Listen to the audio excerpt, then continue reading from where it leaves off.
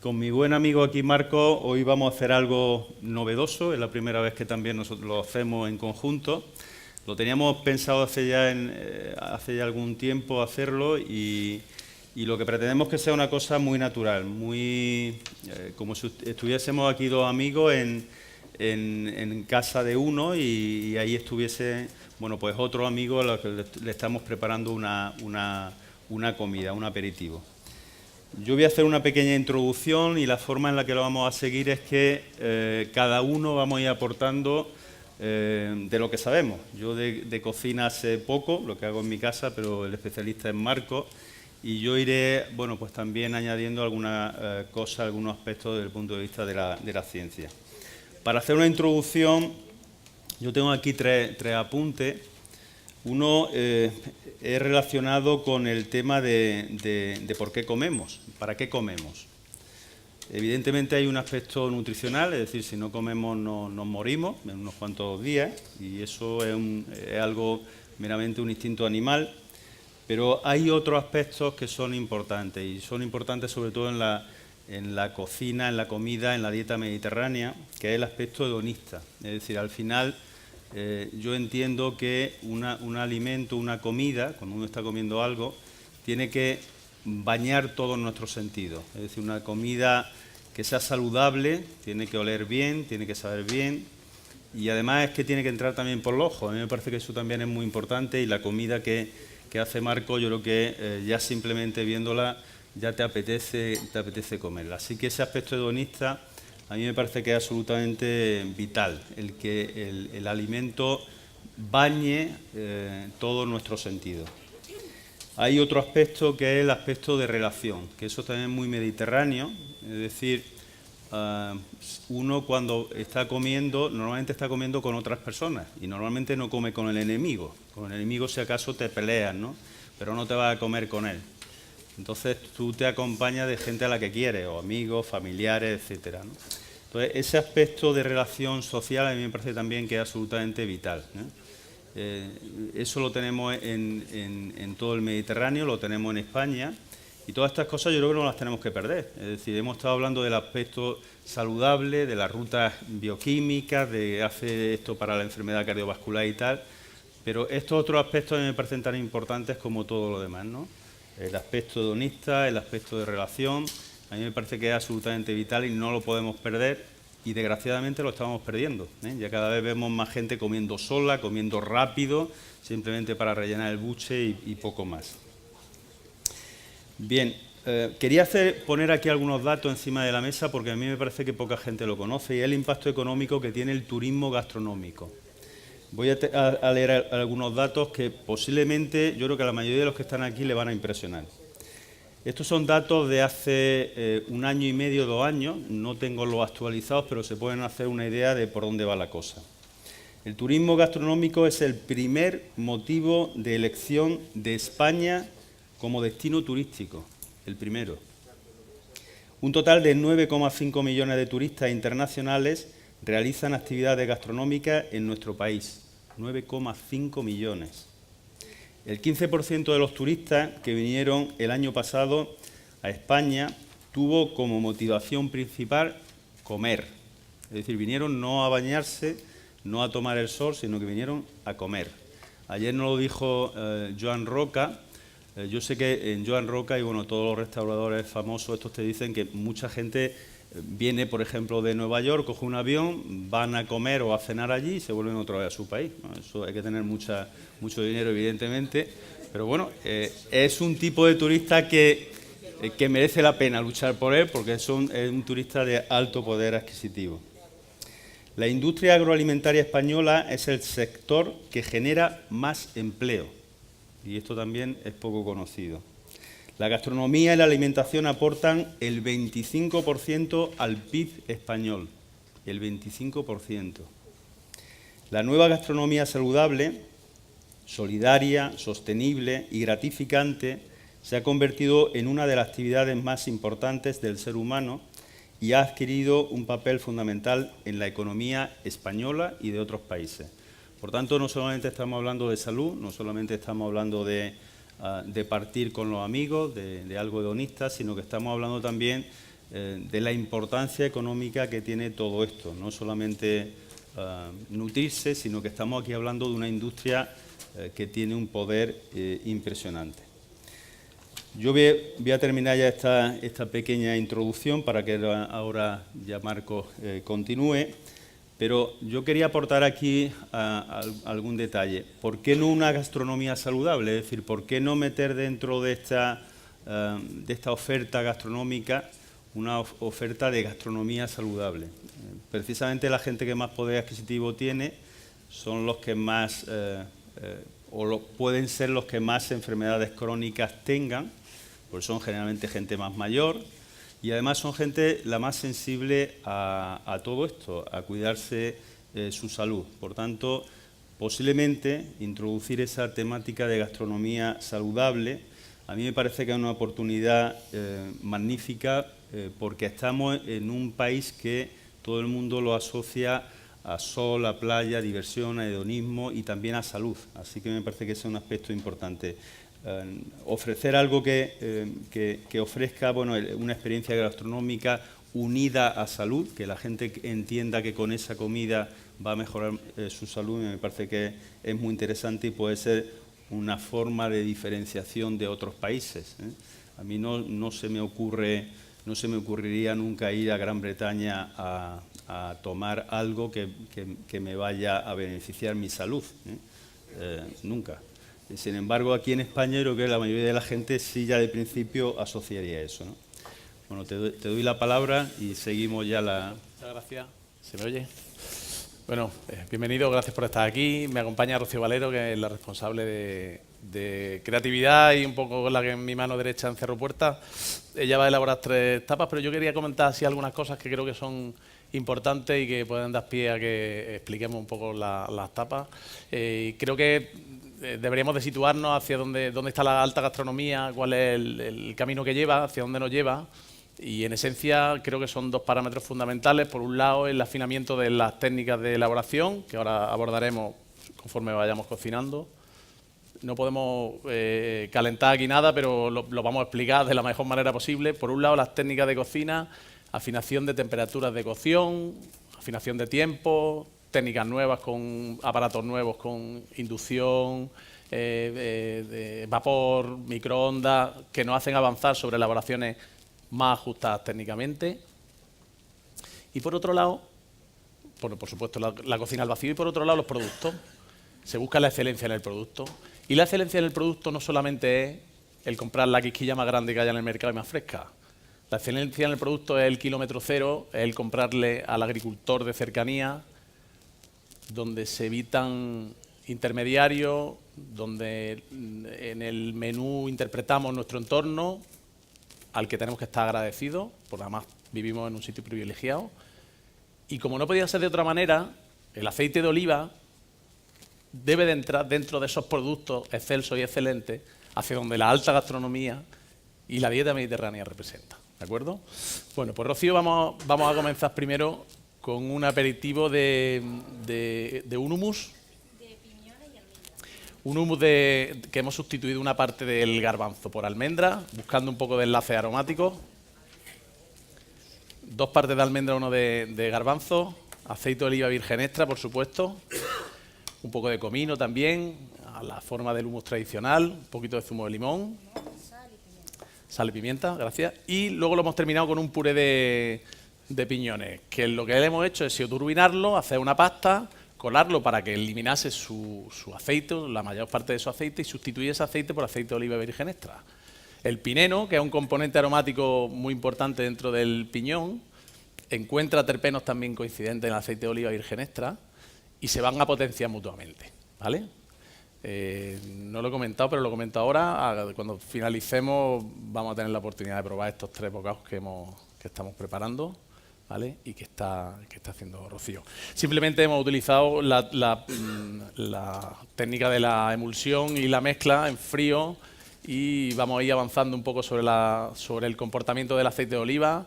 En este caso, lo que sí estamos encontrando son coincidencias aromáticas que se van a potenciar los sabores o los que buscamos, que son como el del pino, del pineno, del piñón, del garbanzo, por supuesto, y de la almendra, como no puede ser de otra manera, que está presente en la mayoría de los aceites. También ese toque terroso del comino, que lo vamos a favorecer y lo vamos a agradecer, y por supuesto la textura que nos va a aportar el aceite de oliva virgen extra. Ya le digo que es una técnica en frío. Preferimos el aceite de oliva en frío fundamentalmente por su textura, por su aportación aromática y por su aspecto saludable también. Bueno, esta es una forma, básicamente la forma de utilizar los aceites de oliva en crudo o bien en caliente. Podríamos decir que en frito, ¿no? Decir que la forma de adquirir los mayores beneficios para la salud es tomar los aceites de oliva vírgenes en frío, porque cuando se calienta ya empieza de alguna forma a cambiar los aceites, van perdiendo poco a poco aquellos aspectos saludables, poquito a poco, ¿no? Así que una de las formas más saludables de tomar los aceites de oliva es así, hacerlo en crudo. No solamente se puede hacer en un plato como este, que tiene una pinta magnífica, sino también en otros muchos platos. Y yo siempre digo que cuando uno esté preparando la comida en casa, debe de pensar si echar el aceite antes o ya justo antes de empezar a comer, porque hay muchas veces que se puede hacer eso. Primero cocinar el plato y después un poquito antes de empezar a comer echar el aceite en crudo, porque de esa forma primero adquirimos aquellos beneficios que nos aporta el aceite, y después también tenemos todo el beneficio de los olores y de ese sabor tan magnífico que tienen los aceites de oliva vírgenes y vírgenes extra. Yo creo que el aspecto glicérico del aceite, que todos los aceites, todas las grasas lo poseen, el rasgo, digamos, que no es beneficioso en el resto de aceites, por textura, por volumen, en el aceite de oliva desaparece por esos polifenoles y por ese acompañamiento aromático que hace que el paso de boca sea tan agradable. Y una cosa que es muy importante, cuando un alimento es, por supuesto, saludable, pero aparte placentero, es muy importante fijarse en si el paladar saliva cuando te lo vas a introducir en la boca. Lo podemos comprobar de una manera muy sencilla. Si nos metemos un trozo de pan en la boca, un pan con miga de harina refinada blanca, con poca humedad, seco, ¿no? Que hay muchos tipos de panes industriales que son así. Yo no lo gasto, pero lo hay. Una vez que lo introducimos en la boca no segrega saliva. Sin embargo, si nos tomamos un pan con una larga fermentación, con algo de acidez y con humedad, en el momento en que lo metemos en la boca empieza a salivar. Exactamente igual pasa con los aceites de oliva virgen extra. En el momento en que lo metemos en la boca saliva. Y eso quiere decir que el cuerpo lo acepta de una manera generosa. O sea, se está preparando para digerirlo y para aceptarlo de una forma generosa. Antes decía lo de la gastronomía saludable, y enhebra perfectamente con lo que estás diciendo, porque para mí, bueno, las características que tiene la gastronomía saludable es que tenga sabor, color, olor y que aporte salud. Yo creo que una de las cosas que caracteriza a toda la dieta mediterránea, a toda la cocina mediterránea, es precisamente el sabor, el olor, lo que vemos, ¿no? Ese que parece como un cuadro muchas veces estos platos, ¿no? Si uno va a comer a otros países, realmente uno no sabe lo que está comiendo en algunas ocasiones. No sabe si lo que está comiendo le han puesto allí es carne, pescado o qué narices es aquello, ¿no? Yo creo que una de las potencialidades que tiene la cocina mediterránea es precisamente eso, que es que te aporta unos sabores y unos olores que son magníficos. Los aceites de oliva vírgenes, lo bueno que tienen es que son absolutamente naturales.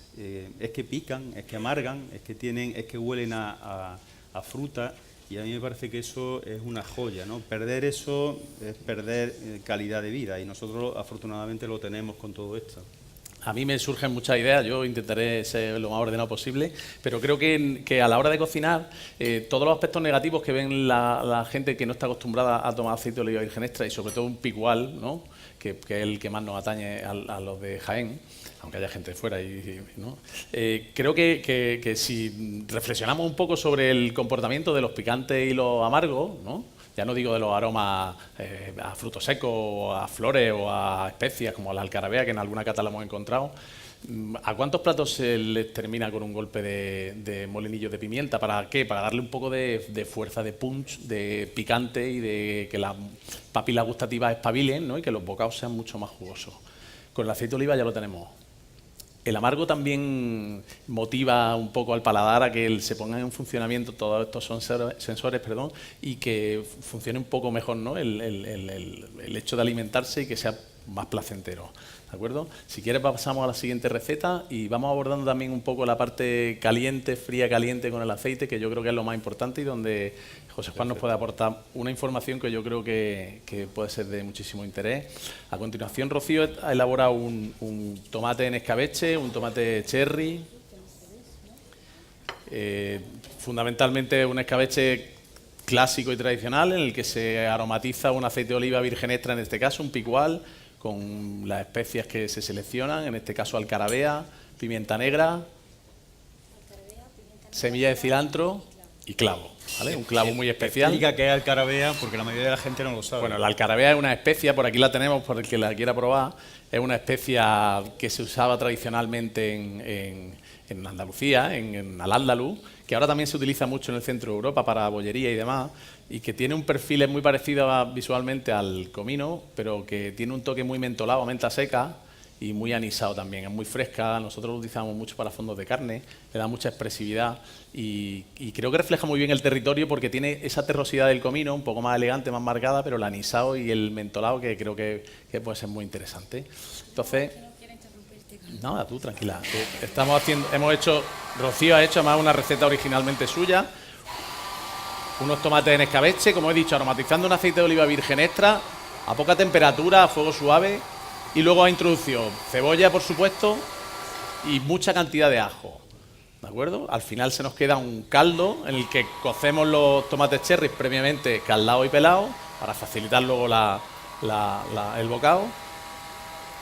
Y simplemente hemos cogido el jugo del escabeche, que tiene unos aromas muy intensos a ajo y a especias, y lo estamos emulsionando con un poco más de aceite de oliva virgen extra, en este caso ya crudo. ¿Qué nos va a aportar el crudo? Pues los aromas que hemos perdido con el calor del aceite de oliva virgen extra anterior, ¿no? Que nos ha servido sobre todo como transmisor del calor y transmisor de los aromas que estamos cocinando en él. En este sentido tenemos el aceite de oliva virgen extra usado y el aceite de oliva virgen extra nuevo, que van a combinar perfectamente y que sí que vamos a hacer una pequeña trampa emulsionando con un poquito de Santana para que coja textura y luego la presentación sea mejor. En este sentido tampoco creo yo que nos castiguéis mucho, ¿de acuerdo? Lo vamos a terminar con unos granitos de alcarabea para que prueben también la textura que tiene y un poquito, no hace falta, y un poquito de albahaca también para que le dé un poco de euforia y de fuerza y de pum, como he dicho antes, ¿de acuerdo? Ahora podéis ver la presentación. Y si quieres, pasamos a la parte caliente. ¿Sí? ¿Vale? Bueno. Y el vinagre, perdón, se me ha olvidado. Bueno, es un escabeche. La parte de fritura, antes habíamos dicho la parte en crudo, es decir, que tomar los aceites de oliva vírgenes en crudo es como te aporta mayor salud, pero hay otra parte de nuestra gastronomía, de toda la cuenca mediterránea, en la que el aceite de oliva virgen también se utiliza para condimentar de otra forma los alimentos, que es la fritura. Aquí, sobre todo en Andalucía, en Málaga es muy típico las frituras, pero prácticamente en toda Andalucía es una forma más de confeccionar un alimento. Entonces, este es un tema que yo creo que interesa a muchísima gente, ¿no? Porque yo creo que hay bastantes personas que no utilizan bien los aceites de oliva para fritura. Hay una serie de cosas que hay que tener en cuenta. Por ejemplo, ¿ustedes saben lo que es el punto de humeo? Levante la mano el que lo sepa. Bueno, vosotros sois unos adelantados, vosotros no vale. Bueno, mi becaria tampoco vale. Bien, el punto de humeo es aquel momento en el que cuando uno pone la sartén empieza a humear. Es decir, no tiene mucho secreto esto. ¿Cuántos de los que están aquí esperan a que humee el aceite? Que levante la mano. No me lo creo. Me están engañando todos. Eso es una tradición, yo desde pequeño yo lo veía y lo hace muchísima gente. Es decir, pone la sartén, yo recuerdo a mi madre, cuando lo ponía allí empezaba a echar humo, le decía, mamá, que se quema esto. Y decía, no, es que esto hay que desahumarlo, ¿no? Bueno, una tradición que se empleaba antes y era porque antes los aceites eran muy malos y al calentarlos pues se perdía ese sabor malo, ese olor malo, pero ahora mismo eso el que lo haga es un pecado, eso es una barbaridad. ¿Por qué? Porque ese punto de humeo, a partir de ese momento, el aceite empieza a descomponerse. Entonces ahora mismo no hay que llegar nunca a ese punto de humeo. Ahora, el siguiente punto sería, ¿y cuál es la temperatura, cuál es el punto de humeo de los aceites de oliva? ¿Cuál es la temperatura a la que tendríamos que freír? Bueno, pues el punto de humeo del aceite de oliva, hay diferencia entre aceite de oliva refinado y aceite de oliva virgen o virgen extra, pero una media, el punto de humeo de los aceites de oliva es 205 grados. 205 grados centígrados. La pregunta siguiente sería, ¿a qué temperatura hay que freír como máximo? 175, 180, no más. Esa es la temperatura. Por tanto, como ven ustedes, he dicho el punto de humeo es 205, la temperatura de fritura óptima sería entre 170 y 175. Nunca llegamos a ese punto. ¿Cómo controlamos la temperatura? Bueno, aquí viene otro aspecto interesante. ¿Dónde frío? ¿En una sartén o en una freidora? Es mejor freír en freidora. ¿Por qué? Pues porque ahí podemos controlar la temperatura. En la sartén, como si metemos el dedo para ver la temperatura, nos quemamos. Y meter un termómetro tampoco en la casa no tenemos, ¿no? Así que la mejor forma de freír es hacerlo en freidora y de esta forma podemos controlar bien la temperatura. Así que este es un aspecto importante, tenerlo en cuenta, lo del punto de humeo y no llegar nunca a ese punto. Bueno, yo que soy un firme defensor de la técnica de la fritura por un motivo fundamental, que es la calidad que aporta ciertas elaboraciones. O sea, creo que es insuperable en determinados productos, creo que es insuperable. Nosotros siempre jugamos con los parámetros de un poco de seguridad, freímos a 170 grados máximo, pues esos 10 grados de diferencia, aunque en cocina tenemos termómetros, pero trabajamos justo por debajo de 170, que pensamos que es más que suficiente, sobre todo para las elaboraciones que acostumbramos a hacer nosotros.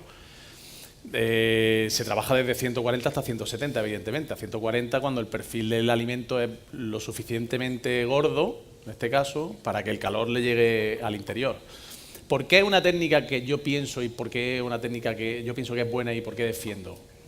Fundamentalmente porque es una técnica que es imposible de alcanzar de otra manera.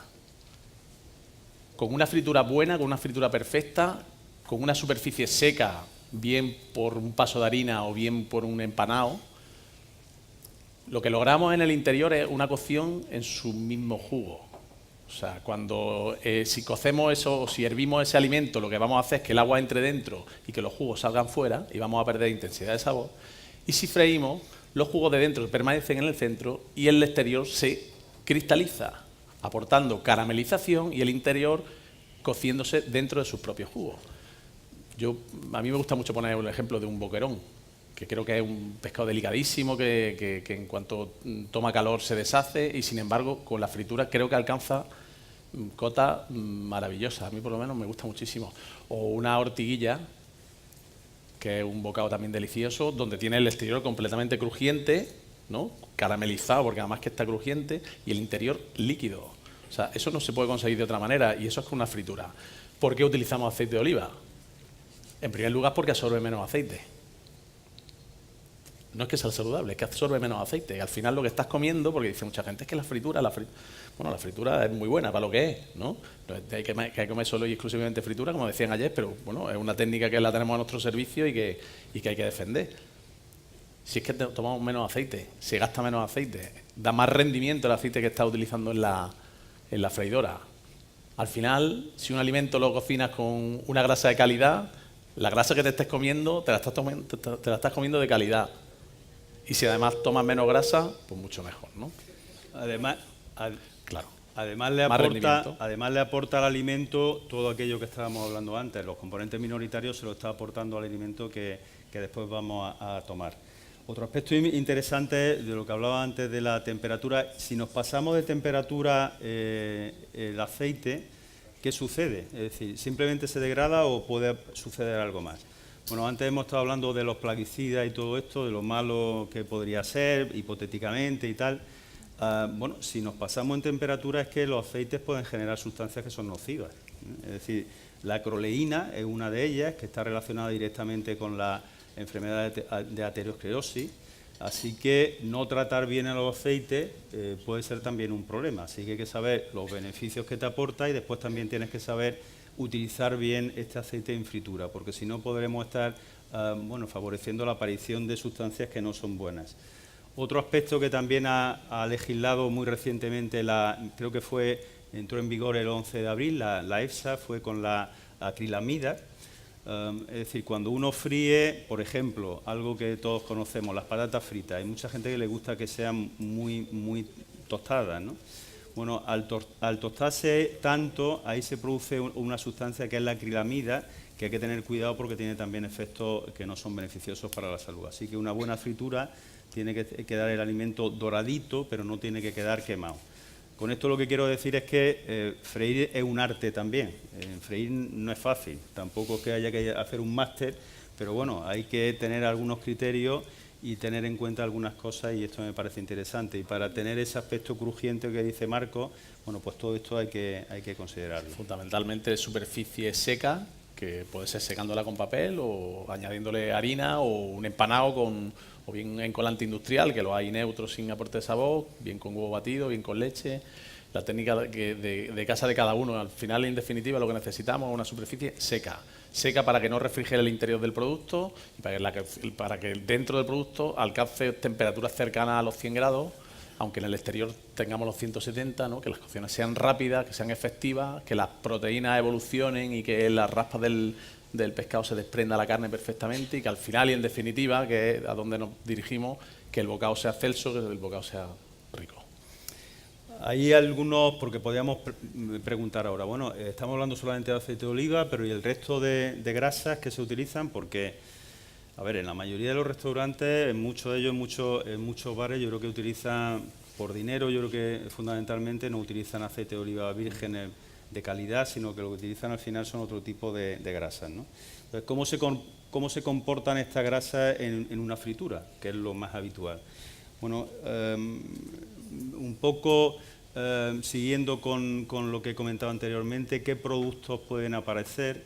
Hay estudios científicos, aquí tengo uno concretamente que se publicó en el 2015, que lo que hacen es que comprueban el comportamiento de los aceites de oliva vírgenes y otro tipo de grasas vegetales, y lo que ven es cuál de ellos pues produce volátiles que son tóxicos. Fundamentalmente son aldehídos que son muy reactivos, y lo que dicen claramente estos artículos es que estas grasas, grasa de girasol, grasa de soja, a igual temperatura, no alcanzando nunca el punto de humeo, incluso que hemos dicho antes, bueno, pues estos aceites producen más volátiles, más aldehídos, que son productos tóxicos.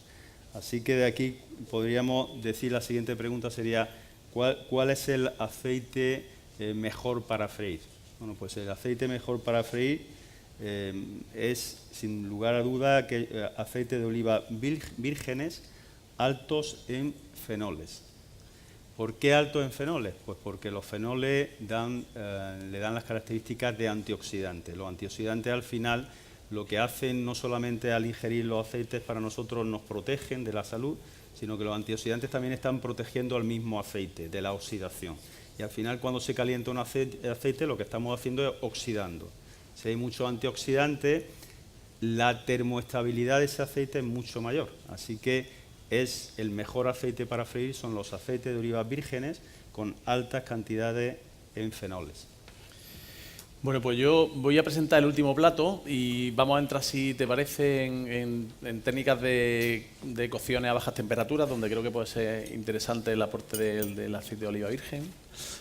Rocío, bueno, en realidad el protagonismo del plato lo tiene una mahonesa, que no tiene huevo, por supuesto, que tiene una mezcla a partes iguales de miel, una miel que intentamos que sea suave, en este caso de romero, miel española. Otra parte igual de zumo de limón, se puede utilizar lima, pero a mí me gusta más el limón.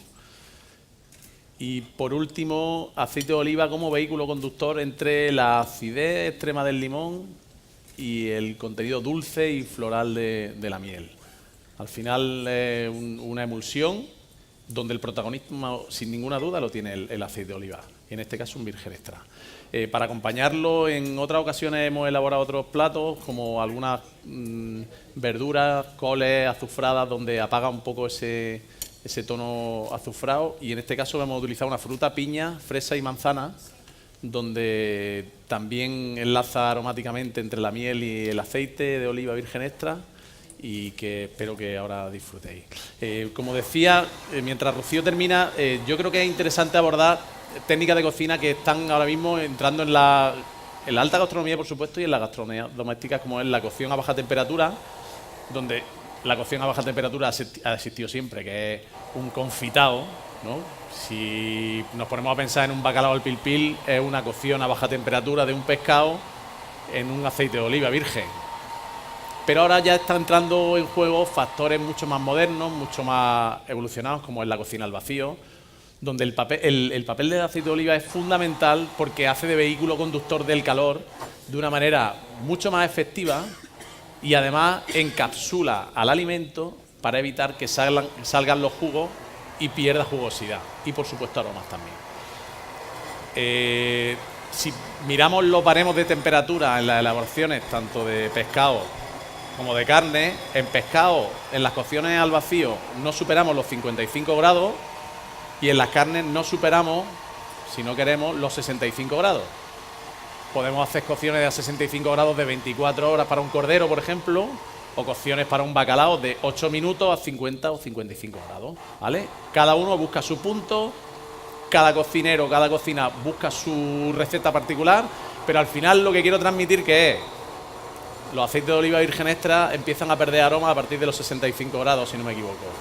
Tenemos un baremo, una almohada, un colchón, donde vamos a manejar un producto que es muy delicado aromáticamente hablando, donde el calor le afecta muy mal, y que sin embargo lo vamos a utilizar de una manera muy efectiva porque nos va a aportar aroma, nos va a servir de conductor del calor perfectamente y nos va a ayudar a encapsular. Tanto como se encapsula en un bocado en crudo, nos va a encapsular el alimento en una cocción a baja temperatura y al vacío, que yo creo que es un instrumento y un elemento indispensable en toda la alta cocina que elaboran al vacío, y que creo que nos aporta muchísimas ventajas respecto a otras grasas, evidentemente. Yo no sé si tú consideras el sofrito, el típico sofrito, se podría considerar dentro de una cocción a baja temperatura, porque no llega a ser una fritura, ¿no? Está por debajo, lo que pasa es que por encima de la temperatura esta que está diciendo de 60 o de 70 grados, pero no sé si se podría considerar dentro. El sofrito es una auténtica joya de la dieta mediterránea. Es que sin el sofrito yo creo que no podríamos hacer casi ninguno de los platos, es que le da el toque definitivo.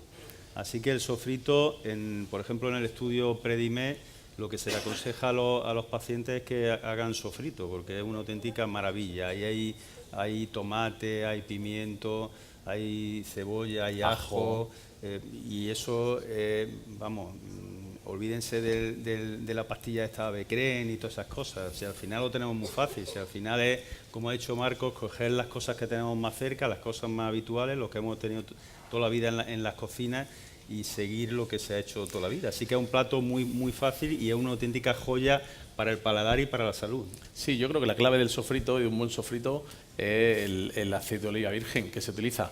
Es común a muchísimos guisos, de legumbres, de verduras, de carne, de pescado, fondo de carne.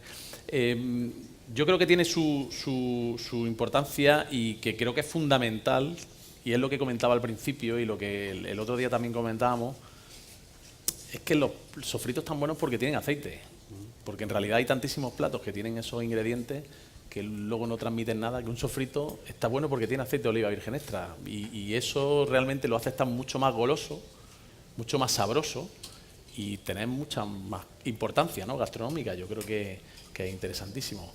Si te parece, yo creo que también sería interesante abordar el tema mahonesa y el tema emulsiones y demás, porque trabajando, que es como a veces, ¿no?, como dice la canción, ¿no?, la inspiración me cogió trabajando. Cuando trabajamos con aceite y lo exponemos a ciertos maltratos, como es en este caso la temperatura, pero hay otros muchos casos que son maltratos físicos, que son las emulsiones. Cuando tú tienes un aceite de oliva que no es de mucha calidad y lo maltratamos, se desestructura aromáticamente. Una vez que entre en la boca, notamos como ya no es lo que era y además está desequilibrado. O sea, se potencian aromas que no estaban. Y sin embargo, cuando tratamos, nosotros que tenemos la suerte de manejar aceites de muchísima calidad, estos aceites son tan estables, que a pesar de maltratarlos, de machacarlos, de turbinarlos, de enfriarlos, de calentarlos otra vez a temperatura ambiente, el aporte que te dan, y sobre todo el aporte de sabores y de aromas, son muy equilibrados y sigue estando muy, muy equilibrados.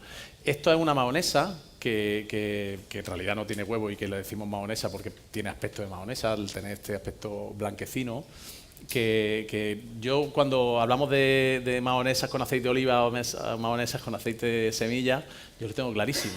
Si elaboramos una mahonesa con aceite de oliva, vamos a necesitar menos mahonesa para echarle al plato, porque eso va a tener mucho más sabor. Y además vamos a sustituir el sabor del huevo, que a mí particularmente no me agrada, sobre todo en un huevo emulsionado, y sí lo vamos a sustituir por aromas del aceite. ¿Qué es lo que ocurre? Pues que no sería muy prudente utilizar un picual porque es muy efusivo, pero sí unos aceites que tenemos mucho más... Yo ahí no estoy de acuerdo contigo. Mucho más, me gusta que me diga eso, pero a mí me gustan un poco más suaves. De hecho, me estoy acordando ahora, en Masterchef salió hace un año, yo no lo vi, me llamó mi hermana para decírmelo, que era lo de los chiquillos, no sé cómo se llama. Yo no veo esos programas porque están siempre de mala leche, yo no lo entiendo, siempre están diciendo a los niños o a las... pero le tienen que dar algo a esos hombres y a esas mujeres para que se pongan de buen rollo. Bueno, estaba allí un niño haciendo un plato y entonces me parece que fue este que se llama Cruz, que es muy famoso, Jordi Cruz, le dijo, mira, ha hecho un plato excepcional, pero el problema que tiene es que lo ha hecho con aceite de oliva y le ha dado tanta personalidad que enmascara el resto. Entonces, si le estamos enseñándose a los niños, mal vamos. Yo, con lo del sabor del aceite de oliva, yo siempre digo lo mismo. Es una joya que el aceite de oliva pique y amargue. ¿Por qué digo esto? Pues lo digo, de los que están aquí, ¿se acuerdan la primera vez que tomaron una cerveza o un whisky? Sí.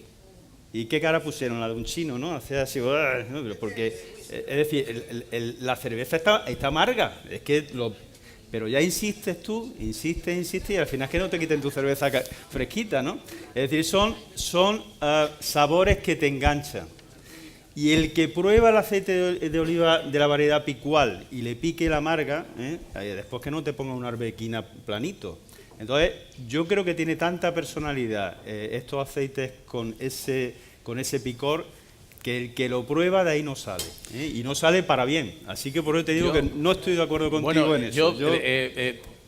Yo te entiendo, pues yo te entiendo, pero yo he elaborado mahonesas con arbosana, por ejemplo, y la arbosana tiene un toque cítrico, un poco escondido, pero tiene cierto toque cítrico, ¿no?, un poco brillante en boca, que le da a la mahonesa un aspecto muy peculiar y muy sorprendente, que es otro instrumento que utilizar en un plato. Pero tú lo que estás hablando es de jugar, y yo en eso lo comparto. Es decir, yo creo que la cocina al final tiene que ser un juego. Un día dice, voy a hacer la mayonesa con arbequina, otro día con picual, otro día... Es decir, vas cambiando, porque cada uno de ellos te da un matiz.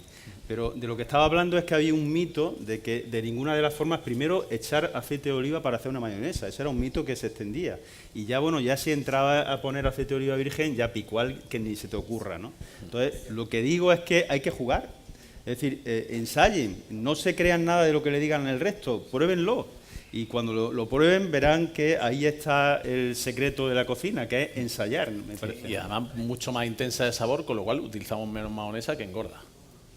Efectivamente. Claro, o sea, ya otra ventaja, o sea, aquí sumamos ventaja. Y al final, y en definitiva, es que está muy bueno. Y si te parece, yo creo que también es muy importante abordar el tema dulce, porque así como yo contaba al principio lo del pan y lo del aceite, en el mundo dulce pasa una cosa muy parecida. Mi mujer elabora unos bizcochos maravillosos, ella se encarga del mundo dulce en casa y lo hace con aceite de oliva. Y hay una diferencia abismal. Abismal. ¿Cuánto de aquí hacen la repostería con aceite de oliva? Bueno, pero aquí estáis los privilegiados, aquí estáis los que ya sabéis de algo de esto. Pero bueno, al final la mayoría no utilizan aceite de oliva. Y es que ese es un mito que existe. Es decir, en repostería no se le ocurra a ustedes echar aceite de oliva virgen. Pruébenlo. Si yo lo único que yo digo es que lo prueben a hacerlo. Y de ahí no saldrán tampoco. Eso es una trampa que el que hace ya la repostería con aceite de oliva virgen, ya de ahí no sale. Porque le da personalidad otra vez, le da matices que no tiene antes. Encuentro en el aceite de oliva un aliciente a la hora de utilizar otros productos, como son las especias, que encaminan y llevan, por ejemplo, con la canela funciona muy bien. El aceite de oliva funciona fenomenal con la canela. Funciona muy bien, no todos los aceites de oliva, pero sí mucho aromáticamente con la vainilla. Al final nos van a ayudar a tener coincidencias aromáticas que más que potenciarse, que se pueden potenciar, porque si no se potencian le echan más, no pasa nada, sí que se van a unir y van a conformar un sabor con una estructura que a la hora de saborearlo nos va a transmitir un placer mucho mayor que si nos vamos encontrando pinceles aromáticos de diferentes formas, ¿no? Al final es un bloque aromático el que nos encontramos y el que nos transmite, y que yo creo que analizando así, bueno, creo que me viene a la mente que es por culpa del aceite de oliva. ¿Sabes? Con todo esto, tú puedes hacer una mayonesa. ¿Cuántas variedades de aceituna hay en el mundo? Me parece que eran 2.000 o algo de eso, ¿no? Más de 2.000. Es decir, al final uno puede hacer 2.000 variaciones diferentes de una mayonesa y lo único que cambia es la variedad de aceite de oliva virgen que está utilizando. Entonces es que el aceite de oliva virgen te da unas posibilidades de, con el resto lo mantiene igual, pero vas cambiando las variedades y es que cada vez hace un producto diferente, ¿no? Que lo puedes maridar con otro alimento dependiendo de lo que tengas en cada momento en tu cabeza o tu deseo o tal, ¿no? Estoy de acuerdo. Muy bien, pues... Ya hemos acabado con los platos. Hemos terminado con los 3 platos y si les parece, bueno, agradecerle por supuesto su paciencia y su respeto. Los chicos del catering van a servir unas bebidas por ahí, lo que les apetezca, y Rocío y yo vamos a terminar los aperitivos que hemos presentado aquí, que espero que disfruten y que, bueno, si tienen alguna pregunta, yo creo que directamente allí sobre la marcha... No, o aquí que lo hagan ahora también. Gracias.